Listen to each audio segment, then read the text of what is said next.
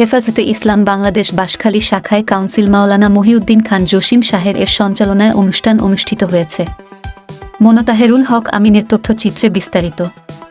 উক্ত কাউন্সিল অনুষ্ঠানে সভাপতি হিসেবে উপস্থিত ছিলেন আল্লামা শাহ আব্দুল জলিল সাহেব, সাবেক সভাপতি হেফাজতে ইসলাম বাংলাদেশ বাঁশখালী শাখা। এতে প্রধান আলোচক হিসেবে উপস্থিত ছিলেন আল্লামা শায়েখ মুফতি হারুন ইজহার সাহেব। প্রধান অতিথি হিসেবে উপস্থিত ছিলেন ফকিরে মিল্লত আল্লামা শামসুদ্দিন জিয়া সাহেব। উক্ত কাউন্সিল অনুষ্ঠানে উপস্থিত ছিলেন আল্লামা নুরুল হক জুদিদ সাহেব, আল্লামা খলিলুর রহমান শাওখী সাহেব সহ 16টি প্রতিষ্ঠানের মুহতামিমরা। অনুষ্ঠান শেষেই দোয়া ও মোনাজাত করলেন হেফাজতে ইসলাম বাংলাদেশের কেন্দ্রীয় নাইবে আমির ফকিরে মিল্লাত আল্লামা শামসুদ্দিন জিয়া হাফ উল্লার মাধ্যমে অত্র অনুষ্ঠান দোয়াতের মাধ্যমে সমাপ্ত হয়।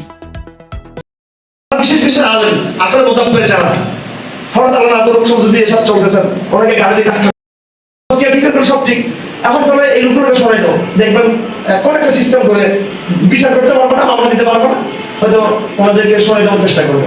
আমাদেরকে দেখবেন বিভিন্নভাবে আপনাদেরকে ক্ষতিগ্রস্ত করার চেষ্টা করতে পারে।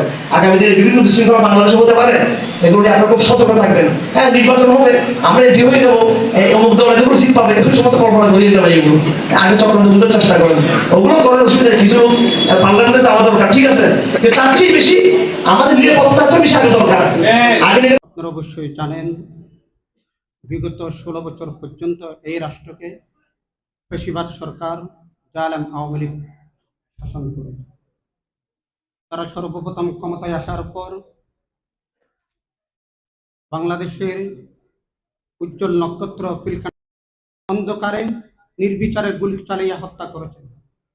তৃতীয় নম্বর, তারা 2021 সালে মোদী বিরোধী আন্দোলনের সময় অসংখ্য ওলামায়ে কেরামের উপর নির্যাতনের স্টিম রোলার চালিয়ে ওলামায়ে কেরামদেরকে গ্রেফতার করেছেন এবং হত্যা করেছেন।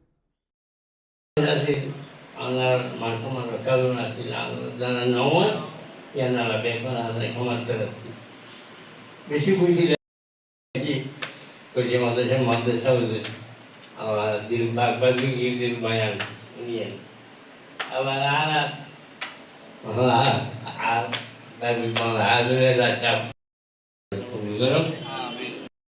আল্লাহ তোমার রহমত সবাইয়ের কাছে আছে, আল্লাহ তোমার মকবুল বান্দাদের কাছে আয় আল্লাহ, রহমতে খাসা আছে আল্লাহ। وآله وأصحابه وبارك وسلم. حبك وحب من أحبك وحب عمل يقربنا إلى حبك. أي الله ضعلنا قبولا في الأرض. أي الله قابلت بهت